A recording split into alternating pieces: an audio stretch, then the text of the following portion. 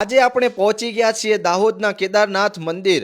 ભાઈ આ મંદિરનો ઇતિહાસ તો બધાને ખબર જ છે, પણ હા અગત્યની વાત તો એ છે કે ભાઈ આ મંદિરે તમે જાઓ ને એટલે મનની શાંતિ મળે છે અને દિલથી તમે મનથી મનોકામના માનો ને તો પૂર્ણ થાય છે। અને શ્રાવણમાં તો ભાવિ ભક્તો અહીંયા ઉમટે છે દર સોમવારે। અને હા બીજી વાત તો એ છે કે શ્રાવણમાં અહીંયા મેળો પણ ભરાય છે। રાજસ્થાન મધ્યપ્રદેશથી લોકો અહીંયા આવે છે। બાકી ભાઈ અહીંયા છે ને 12 માસ પાણી ટપકતું જ હોય છે અને ચોમાસામાં કંઈક જોવાનો નજારો તો કંઈક અલગ જ છે। અને હા બીજી વાત તો એ છે કે ભાઈ આ સ્વયંભૂત પ્રગટેલું મસ્ત મજાનું શિવલિંગ, અને તમે જો હાથ જોડીને એકવાર મનથી માંગો અને એ મારો શિવલિંગ એટલે કે મહાદેવ આપે।